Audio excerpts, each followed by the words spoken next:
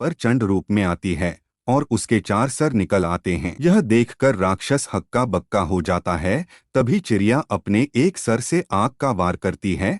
एक जंगल में टून टूनी चिड़िया पेड़ पर घोंसला बनाकर रहती थी और वह दिन के समय पूरे जंगल में घूमती थी और रात को अपने घोंसले में आकर बैठ जाती थी। एक दिन बहुत ही खूबसूरत दिन होता है।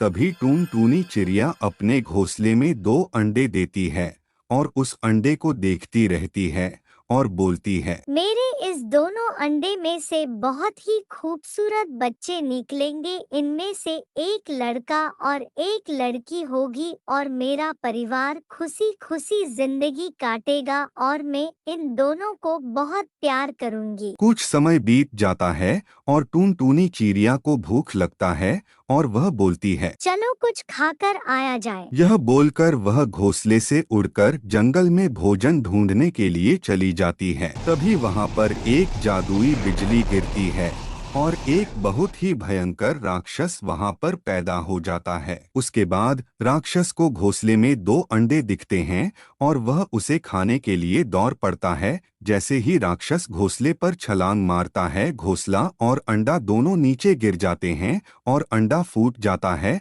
राक्षस अंडे को खाकर वहां से चला जाता है। तभी वहां पर टुनटुनी चिड़िया भोजन करके वापस लौटती है और देखती है कि उसका घोंसला नीचे गिरा हुआ है और उसके अंडे भी गायब है। यह देखकर वह फूट फूट कर रोने लगती है और बोलती है, जिसने भी मेरे अंडे चुराए हैं मैं उसे माफ नहीं करूंगी। यह बोलकर वह अपने अंडे ढूंढने के लिए निकल पड़ती है। बिना खाए पिए वह रात दिन अपने अंडों को ढूंढती रहती है, लेकिन उसे अंडे नहीं मिलते हैं। कुछ समय बाद वह थक जाती है और एक पत्थर पर बैठकर रोने लगती है। तभी वहां पर एक जादुई बिजली चमकती है और एक परी वहां पर प्रकट हो जाती है और टून टूनी चिड़िया से पूछती है, तुम क्यों रो रही हो? तुम्हें क्या हुआ है? तब टून टूनी चिड़िया बोलती है, मैं भोजन करने गई थी, तब घोंसले में से मेरे दोनों अंडे किसी ने चुरा लिए। मैं उन्हें ढूंढ रही हूँ। क्या आपको पता है मेरे अंडे कहाँ है? यह सुनकर परी बोलती है, मुझे तो मालूम नहीं कि तुम्हारे अंडे कहाँ है,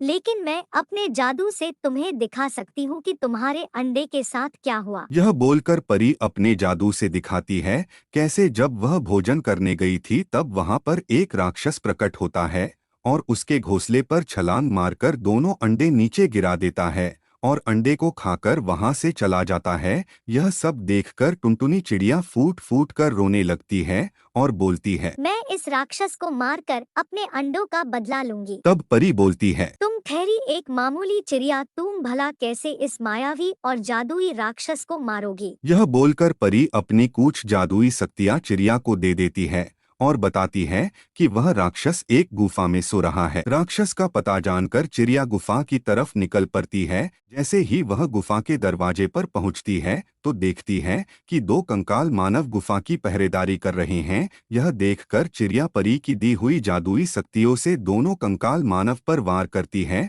और दोनों वहीं पर आग लगकर भस्म हो जाते हैं और चिड़िया गुफा के अंदर चली जाती है और राक्षस को सोया हुआ देखकर बोलती है, तू मेरे दोनों अंडे खाकर बहुत आराम से सो रहा है। मैं तुझे आज मारकर अपने अंडों का बदला लूंगी। यह सुनकर राक्षस उठकर खड़ा हो जाता है और बोलता है, तू ठहरी एक मामूली चिड़िया, तू भला मुझे क्या मारेगी? लेकिन तेरे दोनों अंडे बहुत स्वादिष्ट थे, खाकर मजा आ गया। यह सुनकर चिड़िया गुस्सा हो जाती है और अपने जादू से हमला करती है और दोनों के बीच युद्ध शुरू हो जाता है। चिड़िया अपने अग्नि शक्ति से वार करती है और राक्षस हवा में घूमने लगता है। फिर राक्षस गुस्सा होकर बहुत सारे जादुई तलवार फेंकता है और चिड़िया का एक बूंद खून नीचे गिरता है और चिड़िया गुस्सा होकर अपने प्रचंड रूप में आती है और उसके 4 सर निकल आते हैं। यह देखकर राक्षस हक्का बक्का हो जाता है।